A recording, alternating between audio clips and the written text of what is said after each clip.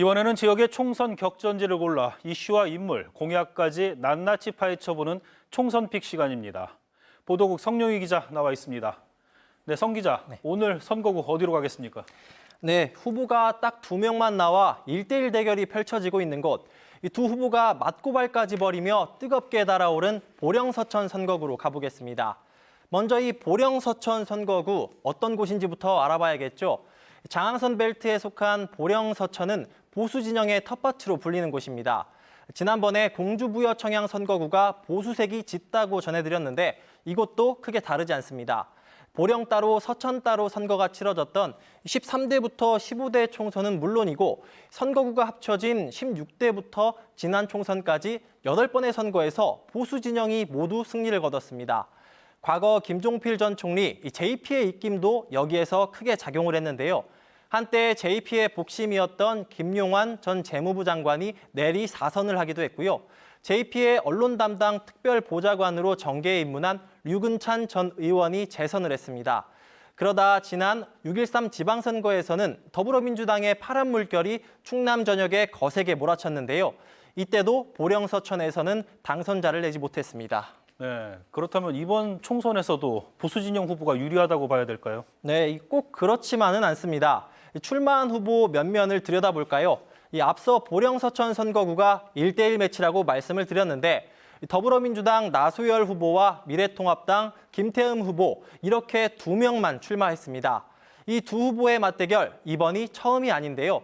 지난 총선에서 처음 맞붙어 김태흠 후보가 50.7%를 득표했고요. 나소열 후보가 44.7%를 얻어 약 6%포인트 차로 김태흠 후보가 당선이 됐습니다. 보수세가 강한 지역인데다 지난 총선에서도 김태흠 후보가 이겼기 때문에 결과가 뻔할 것 같다고 예상할 수도 있는데요. 나소열 후보 4년 동안 스펙업해서 돌아왔습니다.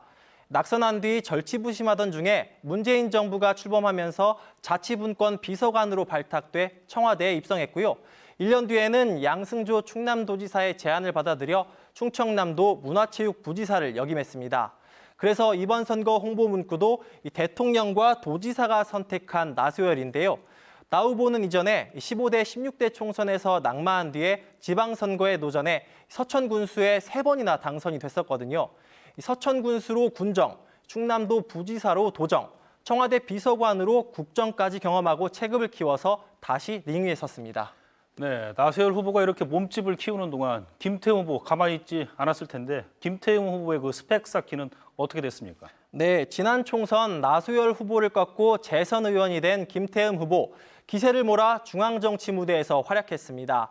지난 2017년 자유한국당 전당대회에서 최고위원회에 선출됐고요. 지난해에는 영남권과 강남 3구에서 3선 이상을 한 의원들은 물러나야 한다는 당 쇄신 운동을 주도하기도 했습니다. 사실 김 후보는 2000년대 열린우리당과 자유선진당이 충남 의석을 휩쓸 때 2번이나 낙마하면서도 꿋꿋이 당적을 지키면서 당내 입지를 다져왔거든요. 이번 총선에서 승리하면 원내대표, 당대표로 더 큰 일꾼이 되겠다며 표심 잡기에 나서고 있습니다. 네, 들어보니까 두 후보 모두 열심히 몸집을 키웠는데 이 몸집 키워진 두 후보가 최근에 난타전을 벌이고 있다고요. 네, 먼저 포문을 연 건 나소열 후보 측입니다. 김태흠 후보가 공보물에 2014년 장항 국가산업단지 착공과 관련해서 10년 이상 미뤄지던 대표 수건 사업을 해결했다고 명시한 부분을 문제 삼았습니다. 장항 국가산업단지는 2009년 지정 고시돼 착공까지는 10년이 아니라 5년이 걸렸는데 부풀려서 홍보했다는 건데요. 지난 6일 김 후보를 허위사실 공표죄 위반 혐의로 선관위에 고발했습니다. 그러자 김태흠 후보 기다렸다는 듯이 다음 날 반격에 나섰습니다. 나소열 후보가 지난 2월 지역 구민들에게 보낸 문자 메시지에서 여론조사 결과 자신이 오차 범위를 넘겨 앞섰다고 한 내용을 문제 삼았는데요.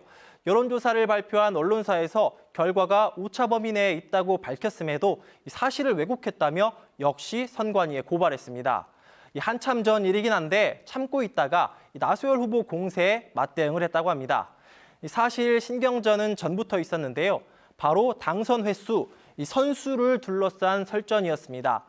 김태흠 후보가 한 언론 인터뷰에서 나소열 후보를 겨냥해 초선으로 국회에 올라오면 국회 화장실을 찾는 데만 6개월이 걸린다는 우스갯소리를 언급했는데요. 며칠 뒤 나소열 후보 공약 발표 기자회견에서 지역 발전과 과제는 등한시한 채 선수만 쌓는 여의도 정치인의 한계를 본인은 뛰어넘겠다고 응수했습니다. 또 초선이 국회 화장실 못 찾는다는 이 말에 대해서는 12년 군수 시절과 청와대 비서관, 부지사를 역임하면서 국회에 많이 다녀 걱정 안 해도 된다고 맞받아쳤습니다. 네, 들어보니 두 후보 정말 팽팽하게 맞서고 있는데 이번 선거 관전 포인트는 뭘로 봐야 되겠습니까? 네, 이 보령 서천 관전 포인트 부동층의 표심을 얼마나 잘 뺏어오느냐, 잘 지키느냐입니다. 지난 총선 결과를 보면 보령 서천 같은 선거구로 묶여 있지만 표심은 달랐습니다. 지난 총선 전체 득표는 김태흠 후보가 50.7%, 나소열 후보가 44.7%를 얻었는데요. 보령이 고향인 김태흠 후보는 보령에서 55.8%를 얻은 반면에 서천에서는 41.8%에 그쳤습니다. 나소열 후보 결과도 볼까요? 반대로 서천이 고향인 나소열 후보는 서천에서 54.4%로 선전을 했지만 보령에서는 39.1%에 그쳤습니다. 보령 인구가 10만 명을 웃도는 반면 서천은 5만 2천여 명으로 절반 수준이거든요. 각자 자기 고향에서는 이겼지만 이 인구 편차가 당락을 갈랐습니다. 그런데 이번 선거를 놓고 보면요.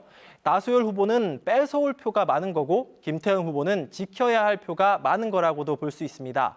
그래서 나소열 후보는 공보물에 김태흠 후보의 막말 장면을 담아 대놓고 공격하기도 했고요. 보령 아산병원 거점병원 육성, 해양 머드 치유 관광타운 건립 같은 보령을 치유도시로 만들겠다는 공약도 내놨습니다. 반면에 지킬 게 많은 김태흠 후보는 이게 나라다운 나라냐며 정권 심판론을 내세워 보수층 결집을 독려하고 있고요. 장항 국가산업단지 조성, 장항선 복선전철 등 진행 중인 주요 SOC 사업을 홍보하면서 시작한 일 확실히 마무리하겠다며 지지를 당부했습니다. 창과 방패의 대결이 펼쳐지고 있는 보령 서천 선거구, 전통적인 보수 성향의 변화가 생겼을지 보령 신도심 표심이 어디로 쏠릴지도 눈여겨보시면 좋을 것 같습니다. 지금까지 총선 픽이었습니다.